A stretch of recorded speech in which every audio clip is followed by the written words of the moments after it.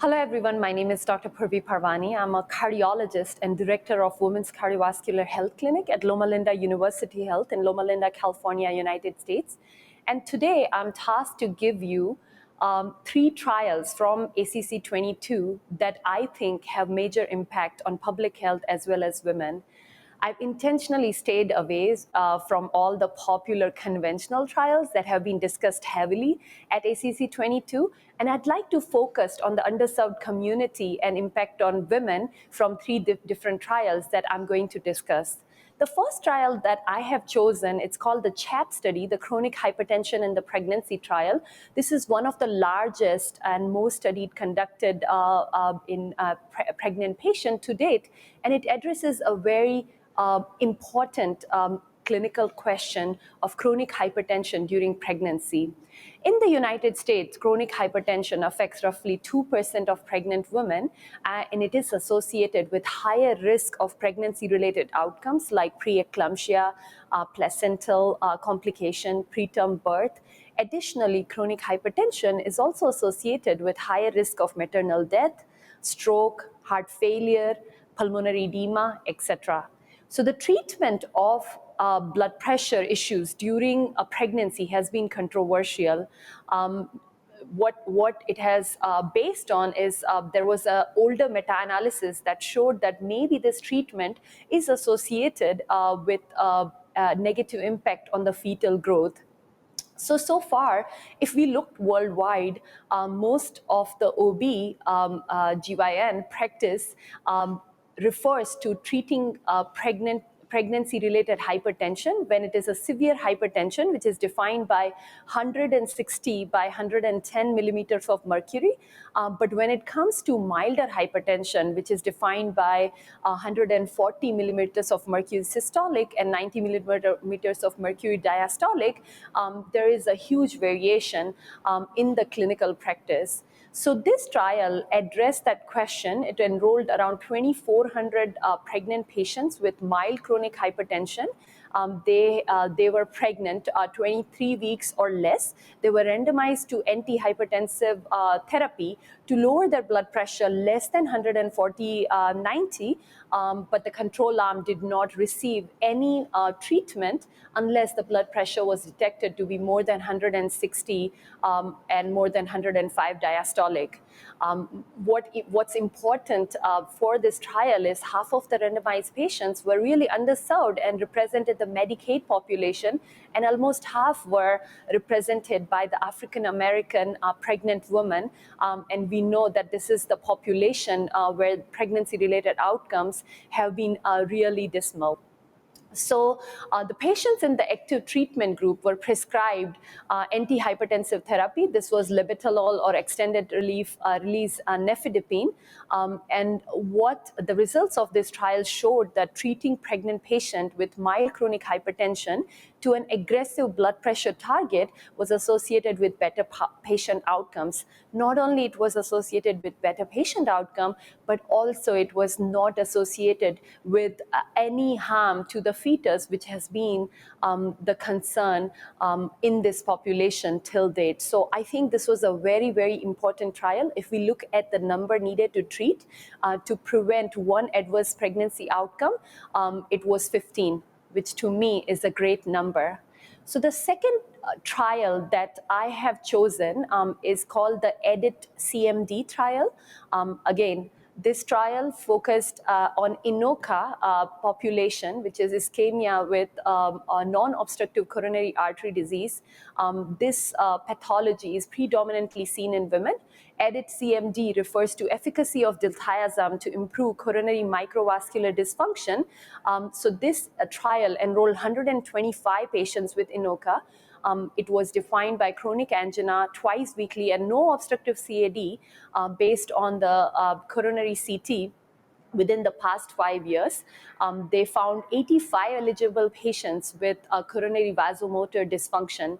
What we know is patients that are undergoing angiography for chest pain. Almost 1/3 of these patients have INOCA, and predominant pathology there has been coronary vasomotor dysfunction. So this trial really focused on that, and what it did, which was indeed very unique in my opinion, was they performed coronary functional test both at baseline as well as at 6 weeks. So again, the unique thing was that 1/3 of this trial population was male. Almost one-fifth of these patients had a history of PCI, and they had 50% of these patients had severe angina, which was defined by CCS class 3 or 4.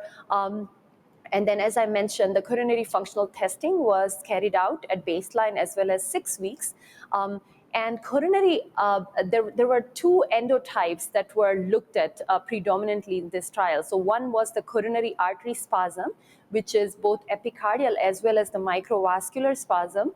This was defined by the acetylcholine spasm provocation test. And then there were other endotype, which is the microvascular dysfunction, which was defined by the calculation of CFR as well as IMR, assessed by the bolus thermodilutional method with adenosine.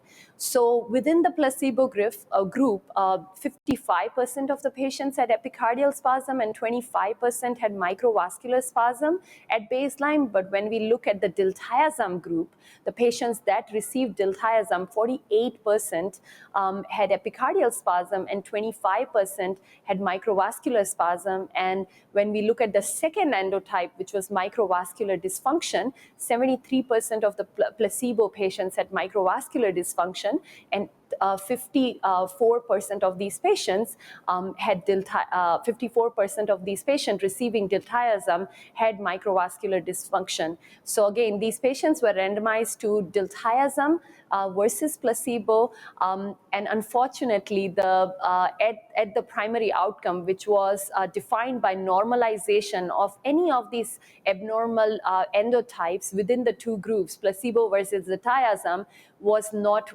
statistically different. So if we look at the Diltiazem group, 21% of the Diltiazem patients had normalization of abnormal endotype, but then 29% of the patients within the placebo group had normalization of the endotype, showing no clinically or statistically significant difference. There was a small hint of benefit in regards to the CFR at baseline versus the follow-up. And if we look at the epicardial spasm, again, there was benefit in the Diltiazem group versus the placebo group. So Diltiazem is a medicine that we have utilized very extensively in the patients with epicardial or microvascular spasm clinically for years. And this was the first trial looking at the coronary functional studies and testing Diltiazem, for the statistical significance in this population. So although overall this study was negative, I feel like larger trials that test medical therapy on these patients with INOCA are indeed required. And to me, maybe the message to these patients suffering from INOCA, maybe it needs to be different. Maybe in future we will see that these patients will need, in addition to the medical therapy, extensive diet and lifestyle modifications. So that brings me to the next topic that I love personally, which is nutrition. This trial that I have selected has a huge implication for public health benefits, and I also think that this will have huge implications in underserved community. So this was the SuperWIN trial. It's called the Supermarket and Web-Based Intervention Targeting Nutrition. It took place in 13 Kroger grocery stores in the Ohio area. And I think this was a very unique trial because what they decided to do was they decided to counsel the patient right in the grocery store, trying to see if this will have impact on the what diet the patients chose. So what we know is, in spite of guideline recommendations, 3/4 of the Americans have very poor dietary quality. So these these patients, these researchers, they analyzed data in around 250 patients. These patients had at least one cardiovascular risk factor, including obesity, high blood pressure, or hypercholesteremia.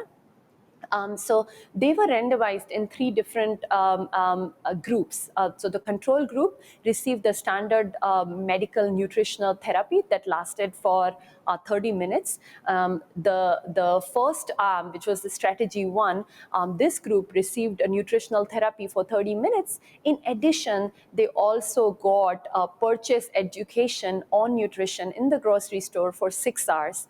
And then the third group received both these interventions, and they also got training in use of technology like online shopping to buy groceries. Now, so these sessions were conducted in the stores, as well as in the clinic, and the changes in the diet was measured by the DASH score. The DASH score basically reflects how many serving of grain, vegetables, fruits, dairies, legumes, and sodium these patients have, and typically it ranges from 0 to 90. So the higher the score, the better the diet a patient has. So when they what they examined was the change in the DASH score from baseline to 3 months, analyzing within these 3 groups, and what they saw was these intervention increased the DASH score by almost 5 points in the patients that received in-store as well as the standard nutritional education. But the online intervention, in addition to the strategies, further increased the DASH score in these patients. So to me, this trial shows how it's so important for patient outcomes that we collaborate with the community and see how we can improve our patient outcomes by increasing access, and what kind of impact changing a diet may have on cardiovascular outcomes. So these were 3 trials that I had selected for you. Make sure to give me the feedback down below, and thank you, and I'll see you again later.